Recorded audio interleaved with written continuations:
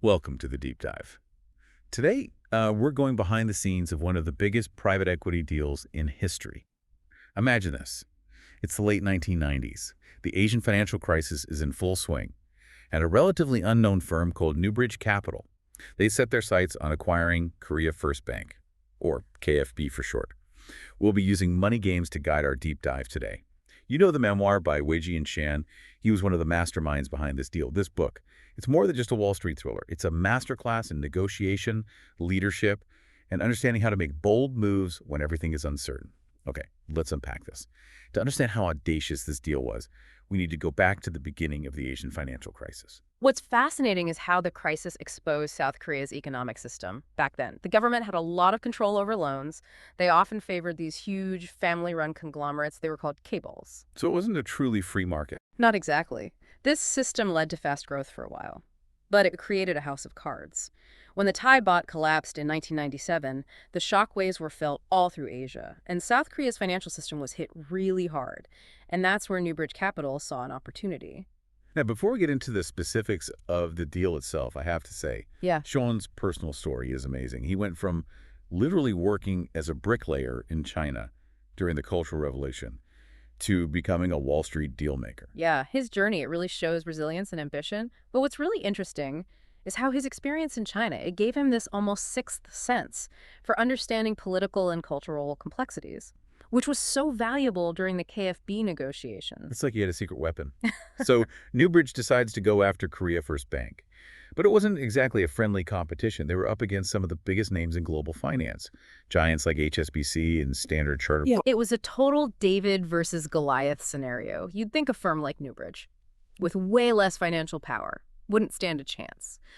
But their strategy was brilliant. They didn't try to outspend the competition. Instead, they focused on being agile and deeply understanding Korea and building relationships. They played smarter, Yeah. not harder. So walk us through this. How did they actually outmaneuver these giants? One of the key things Newbridge did was to really understand the Korean government's priorities. They knew that selling a major bank to foreign investors was a sensitive issue, especially during a national crisis. That makes sense. There would be fears of job losses, Yeah, economic instability, Yeah. even a sense of national pride at stake. exactly. So instead of coming in with just a focus on profit, Newbridge emphasized their commitment to KFB's long-term success. They talked about job security for employees and even revitalizing the Korean economy. So they weren't just talking about numbers. They were appealing to the bigger picture. Precisely.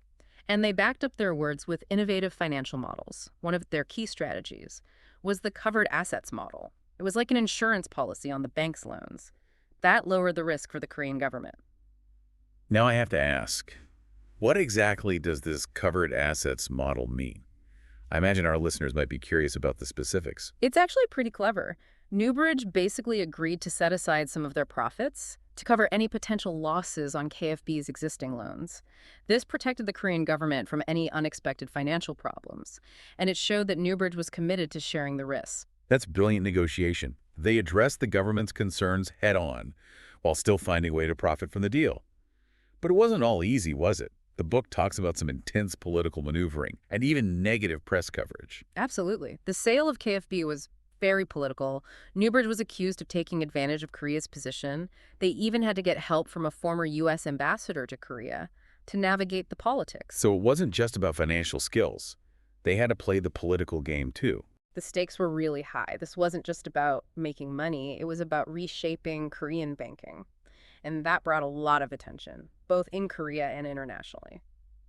Yeah, it was intense. But in the end, it all came down to one dramatic final meeting.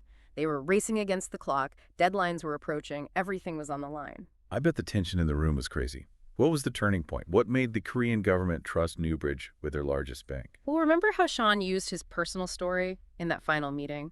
He emphasized his humble beginnings. As a bricklayer, he highlighted values like hard work, perseverance, and building something that lasts. He connected with them on a human level. He assured them that Newbridge wasn't just there for a quick profit. That's fascinating. He used storytelling to overcome a cultural barrier and to build trust. Exactly. It shows that the best negotiation tactics aren't always about spreadsheets and finances. Sometimes they're about connecting with people. So after months of tough negotiations, Newbridge finally got the deal. They acquired a controlling stake in Korea First Bank. But as we all know, winning the battle isn't the same as winning the war. Right. The real challenge was just starting. They had to turn around a bank that was struggling in a really bad economy while dealing with cultural differences and managing a large workforce that was probably pretty anxious. The book talks about something called the Hynix loan situation. What was Yeah. that all about? What can we learn from it? The Hynix loan was a major test for Newbridge. Hynix was a huge Korean semiconductor company that was deep in debt to Korea First Bank. The problem was Hynix was close to collapsing, and if they defaulted on the loan, it could have crippled KFB. So it was like a ticking time bomb. Yeah, pretty much. This situation showed some internal problems at Newbridge. Shan wanted to be cautious, but some of his team wanted to be more aggressive. They ended up making a risky decision to lend even more money to Hynix. They were hoping to keep the company alive. And how did that turn out? It was a gamble that didn't really pay off. Hynix ended up needing a bailout from the Korean government, and KFB still lost a lot of money, the Hynix loan incident. It showed how important it is to have clear communication and good risk management and strong board oversight, even when you're dealing with really complex financial problems. It reminds us that even experienced investors can make mistakes, especially when they're under pressure. But even with these problems, Newbridge still managed to turn KFB around, right? They did, and one of the key reasons for their success was their willingness to innovate.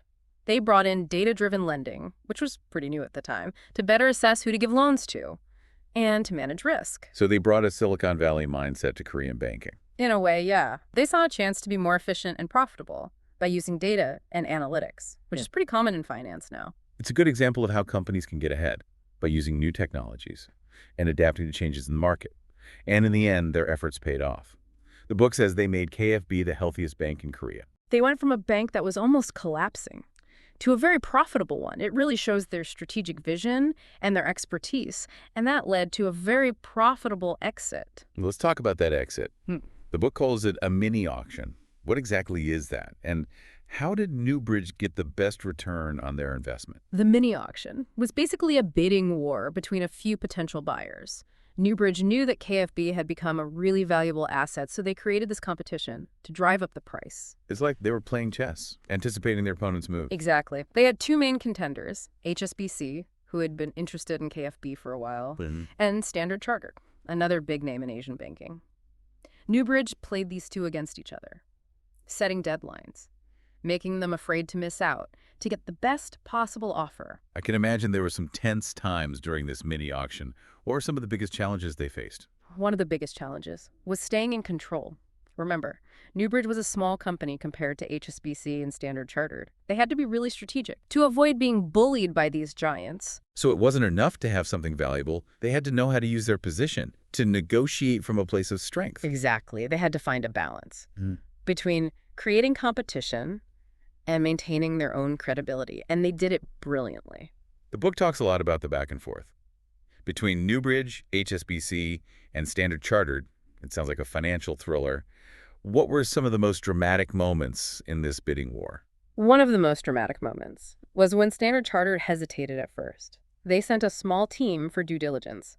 Compared to HSBC's army of analysts, it seemed like they weren't totally committed. So what did Newbridge do? Did they try to give Standard Chartered a better deal? They knew they had to convince Stanchart that KFB was worth fighting for. They talked about how much the bank had improved, the strong management team, and its potential for growth in Korea. Did it work? Did Standard Chartered step up? They did. After some back and forth, Stanchart surprised Newbridge with a verbal offer that was way higher than HSBC's. They finally saw the true value of KFB. It sounds like the mini auction was working perfectly, but I bet HSBC didn't give up that easily, right? You're right. Just as Newbridge was about to finalize a deal with Standard Chartered, HSBC tried to pull a fast one. They demanded that Newbridge accept their original offer and threatened to walk away if they didn't. Wow, that's a lot of pressure. Did Newbridge give in? Nope. Shan stood his ground. He reminded HSBC that they had agreed to a competitive auction, and he expected everyone to play fair. He wasn't going to accept a lower offer just because HSBC was bigger. Good for him. He didn't let HSBC's size or reputation scare him. That's a key takeaway from this whole story. Even when you're dealing with huge companies, you can't let them push you around. You have to know your worth and the value of what you're offering. So how did this high-stakes game end? Who won? Well, Standard Chartered Now, fully committed, made a formal written offer that was way better than HSBC's. Their bid was 3.3 trillion Korean won, which is about $128 million more than HSBC's offer at the time. Wow, that's a big difference. So Standard Chartered got Korea First Bank. They did. They proved they were serious and willing to pay a lot for KFB. The book describes how Stanchardt's CEO personally called David Bonderman, a founding partner of Newbridge, to finalize the deal. What a story. We've talked about so much today. Mm. From the crazy Asian financial crisis to Newbridge's bold acquisition of KFB and their success in the mini-auction, it's been a wild ride of high-stakes negotiations, political maneuvering, and brilliant strategy. And along the way, we've learned so much about private equity, the importance of understanding different cultures, and the power of smart negotiation. Sean's book is full of wisdom for anyone in business, or anyone who just loves a good story about overcoming obstacles. It's definitely a page-turner. But before we wrap up, I'm curious to hear what you thought. What are some of the most important things you learned from Money Games? For me, one of the most important takeaways is how important it is to be adaptable and resilient. When things are uncertain, the Asian financial crisis was a crazy time. Newbridge had to keep changing their strategies to deal with the constantly changing situation. They couldn't afford to be inflexible. It's like that famous quote from Darwin. It is not the strongest of the species that survives, nor the most intelligent that survive. It is the one that is most adaptable to change. Exactly. Another key takeaway is the power of understanding different cultures. Newbridge's success depended on their ability to bridge the gap between Western business practices and Korean customs. They spent time and effort building relationships and showing they were committed to KFB's long-term success. It's a good reminder that in today's globalized world, understanding different cultures isn't just a bonus, it's essential. Absolutely. And finally, the book teaches us valuable lessons about negotiation and making deals. Shan and his team were experts at finding creative solutions, building consensus, and getting the best result for their investors. They weren't afraid to walk away from a deal if the terms weren't good, and they always kept their long-term goals in mind. Those are great points. It sounds like Shan's book has something for everyone. Business insights, cultural lessons, even a bit of a thriller, with all the intense negotiations. But let's bring it back to you, the listener. Why should you care about this private equity deal? That happened over 20 years ago. What can we learn from Shan's experience? The cool thing about Money Games is that the lessons are timeless. They apply to anyone facing tough challenges, whether in business, politics, or even personal life. It shows that success often comes from a mix of things: adaptability, cultural understanding, strategic thinking, and just plain perseverance. It reminds us that we don't have to be superheroes to achieve great things. We can learn from Shan, even if we're not negotiating billion-dollar deals. Absolutely. Think about a time when you had to negotiate something tricky, maybe at work, or even with your family. The principles Shan used, like understanding what the other side wants, finding creative solutions, and building trust, they can be used in so many areas of life. It's about being strategic and understanding the human side of any negotiation. Exactly. And one thing that really stood out to me was how Sean used his own story to connect with the Korean government. He didn't just talk about money, he talked about his values, his experience as a bricklayer, his belief in building something that matters.